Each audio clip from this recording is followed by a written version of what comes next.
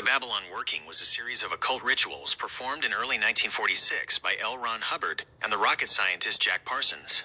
The rituals were conducted at Parsons' home in Pasadena, California, often referred to as the Parsonage. Purpose and rituals. The primary goal of the working was to manifest an incarnation of the Thelemic goddess Babylon, a figure from the philosophy of Aleister Crowley, into a human being. The intent: Parsons believed that by bringing this goddess into human form, he could initiate a new era for humanity, balancing the violent forces he saw in the world. The roles.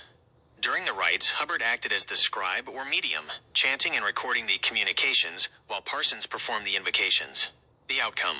Shortly after the initial rituals, a woman named Marjorie Cameron arrived at the house. Parsons believed she was the elemental, or the answer to their magic, and she eventually became his wife and muse. Controversy and conflicting accounts.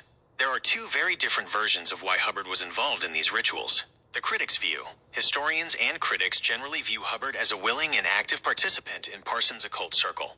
They note that Hubbard was living at the house and was deeply involved in the practice of Enochian magic alongside Parsons during this pre-Scientology period. The Church's view. The official position of the Church of Scientology is that Hubbard was actually an undercover operative for the U.S. Navy.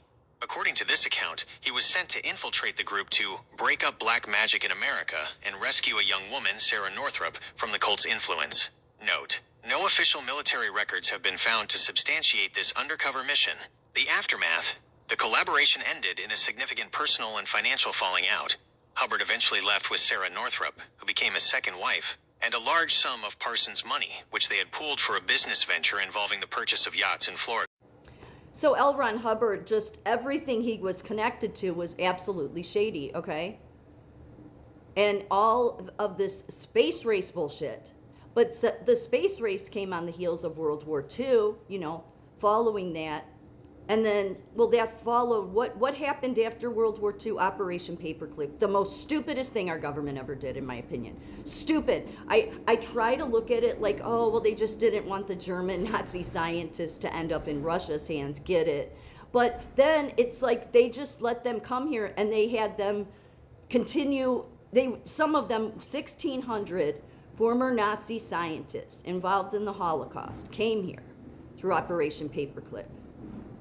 No accountability or anything. And then some of those went on to be involved in the space race, okay? And again, my grandfather, who was a mid-level, contractor during World War II and early on during the space race in the 50s before he died, was responsible for what's called Mu metal, okay? To block the electronic field out. And so anyway, yet my grandmother and grandmother were being stalked, and they had Scientology had a hold of my grandfather.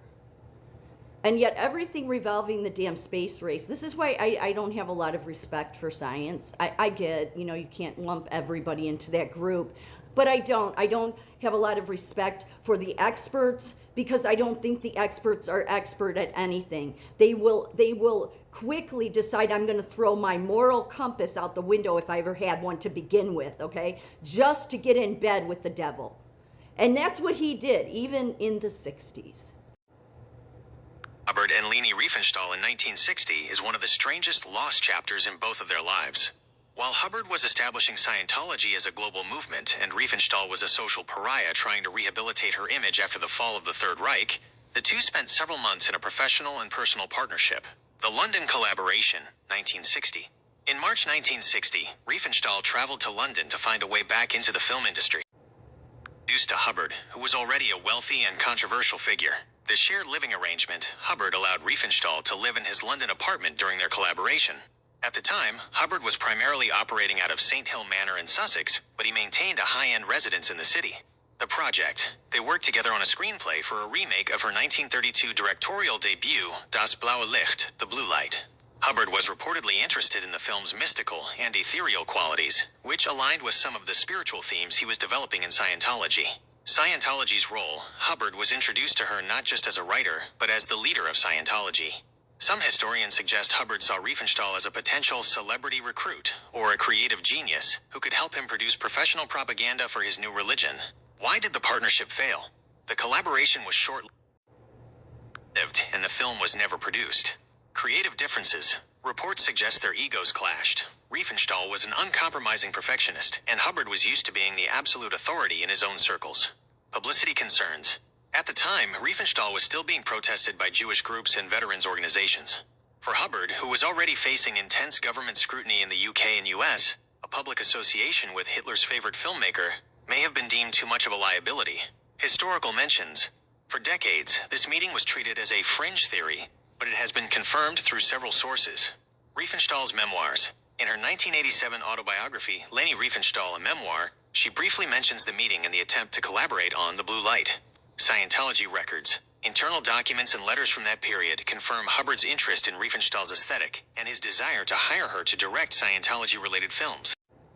She was behind the propaganda during World War II, involved with, close to Adolf Hitler.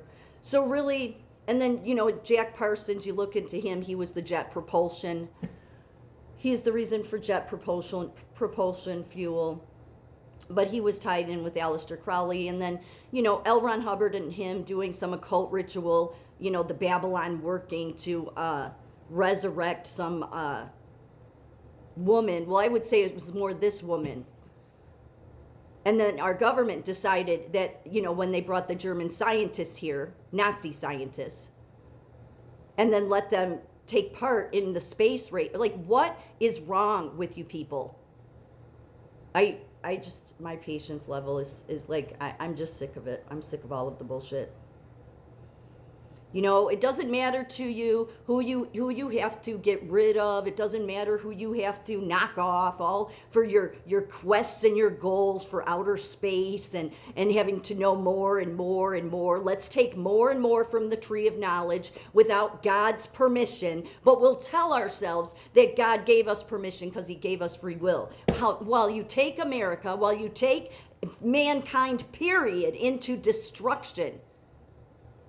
Stupid. That's how stupid. Because the science will quickly, they don't, most of the time, they don't have a moral compass anyway, in my opinion. I don't care what the government says.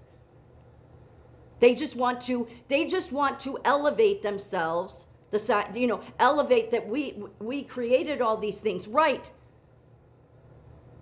With not good people. Not people thinking about what this means, not considering God at all, just saying we're going to disregard God. Okay, then this is what you get. How is America better? How has America become better? It didn't. From the moment the space race and the damn Scientology and them and Jack Parsons even being tied to German Nazi collaborating with that stuff, then you got in bed with the devil.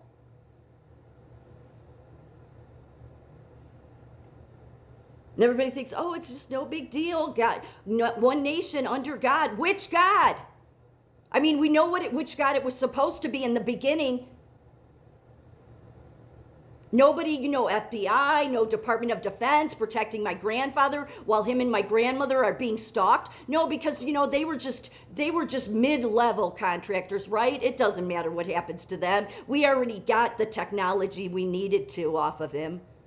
You're such bastards. I just really. So she was behind, the propaganda against the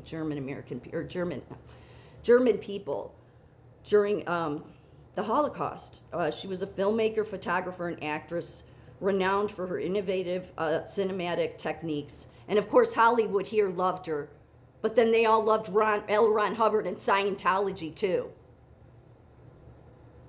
But she's infamous for her close collaboration with Adolf Hitler and the Nazi regime.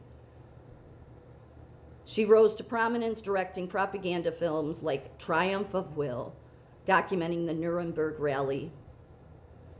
So this is what our government got involved with.